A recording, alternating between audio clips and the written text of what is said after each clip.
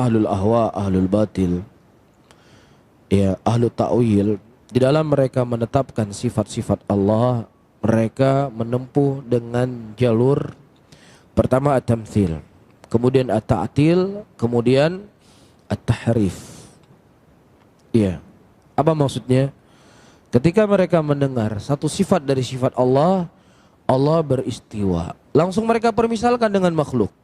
Ini namanya apa? Tamtsil. Kenapa mereka permisalkan dengan makhluk? Kalau Allah itu bertempat, berarti Allah itu butuh kepada tempat.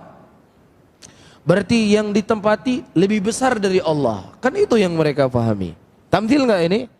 Tamtsil dengan makhluk.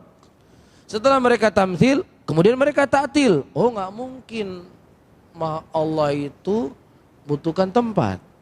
Enggak mungkin tempat itu lebih besar dari Allah. Berarti apa? Bukan istiwa, dita'til. Nah, bagaimana dalam Al-Quran Allah sebutkan istiwa? Maksudnya dengan ditahrif, menguasai. Paham? Jadi dulunya tamtsil dulu, kemudian ta'til, kemudian tahrif. Paham di sini? Adapun Ahlus Sunnah, ya, di dalam menetapkan sifat Allah, tatsbit, kemudian tanzih. Apa itu tatsbit? Apa yang datang dari Allah? Allah mengkhabarkan Allah beristiwa di atas arsy. Tatsbit, nutsbituhu. Kita tetapkan Allah beristiwa di atas arsy. Kemudian apa? Tanzih, disucikan. Istiwanya Allah beda dengan istiwanya makhluk. Bisa difahami? Ini thariqahnya. Nah, dari apa sisi yang keterkaitan dari soal? Iya.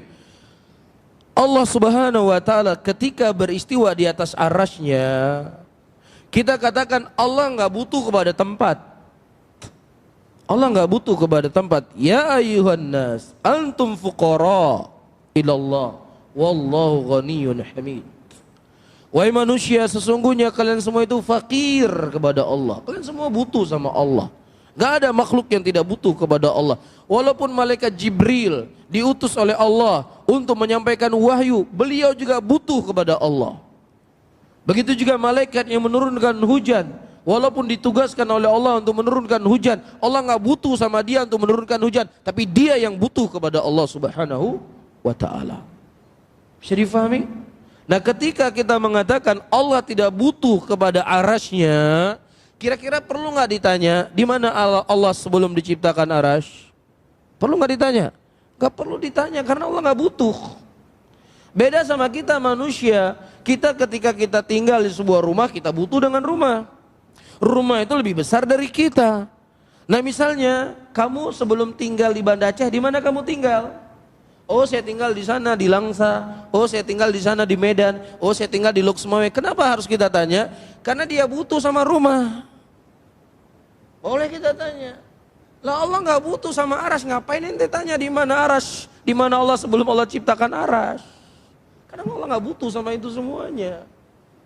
Kecuali kita katakan Allah butuh kali sama arasy. Boleh ente tanya di mana Allah sebelum diciptakan arasy. Masalahnya Allah nggak butuh sama arasy. Ketika Allah nggak butuh sama arasy, ya nggak perlu ditanya di mana arasy. Bisa difahami? Sebagaimana nggak perlu kita tanya, ya kenapa, untuk apa Allah utus Jibril untuk menurunkan wahyu? Kenapa nggak disampaikan sendiri sama Allah? Apakah Allah butuh kepada malaikat Jibril? Allah nggak butuh sama malaikat Jibril. Allah menugaskan malaikat-malaikat penjaga surga, malaikat-malaikat penjaga neraka. Apakah maknanya Allah butuh kepada mereka? Gak butuh. Allah bisa mengatur alam semesta ini semuanya. Tanpa malaikat Jibril Allah bisa mengutus Rasul. Tanpa malaikat menurunkan hujan, Allah bisa menurunkan hujan. Tapi kenapa Allah Subhanahu wa taala menugaskan mereka? La yus'alu amma yaf'alu wa hum yus'alun. Tidak ditanya Allah apa yang Allah lakukan. Karena Allah itu zat yang maha sempurna. Allah itu fa'alu lima yurid. Allah itu melakukan apa yang Allah inginkan. Wahum yus'alun, tapi mereka lah yang ditanya, kita yang ditanya. Karena kita manusia yang berkurang, manusia yang punya nafsu, manusia yang punya syahwat, manusia yang punya kejahilan. Kita yang ditanya, kenapa ente begini? Kenapa ente begini? Kenapa kamu begini? Paham di sini? Adapun Allah la yus'alu amma yaf'alu. Tidak ditanya apa yang dilakukan oleh Allah, karena Allah itu zat yang maha sempurna, fa'alul lima yurid. Bisa difahami ya? Sebagaimana juga orang bertanya, lah kalau seandainya Allah Subhanahu wa taala turun ke sepertiga dunia, ya. Nanti di Amerika ini malam, nanti di sini siang, nanti Allah turun-turun terus. Hei, ente pikir Allah itu sebesar pesawat apa? Hah? Antara langit pertama, antara bumi dengan langit pertama diibaratkan dalam hadis seperti sebiji kelereng. Ya.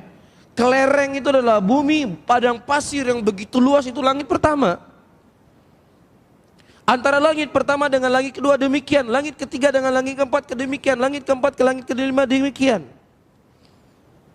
Iya, dan seterusnya, dan di atasnya adalah arasnya Allah Subhanahu wa taala yang meliputi seluruh apa yang ada di langit dan di bumi, dan Allah di atas aras. Perlu nggak ente tanya? Di sini kan malam, nanti di sana siang. Kenapa mereka bertanya dengan pertanyaan seperti ini? Karena dia khayalkan Allah itu seperti makhluk, ditamsil dulu. Bisa difahami?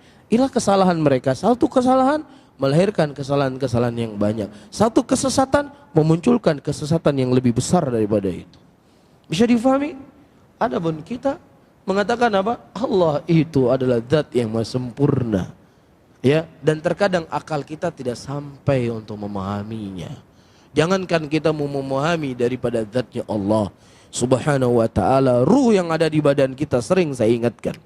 Allah katakan dalam Al-Quran, yas'alunaka 'anir ruh. Ditanya kepada engkau tentang ruh, dan katakanlah ruh itu merupakan perkara yang Allah hanya memberikan sedikit saja dari ilmu.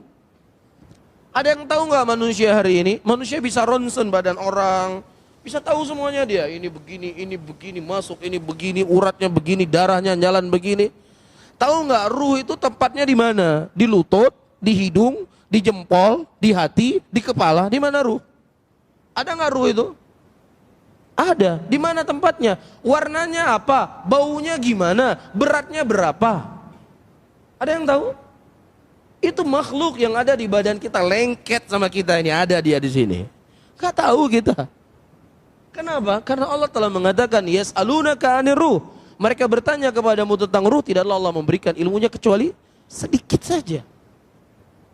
Lah ente mau bicarain tentang Allah? Hah? Sesuatu yang di badan ente aja ente nggak ngerti.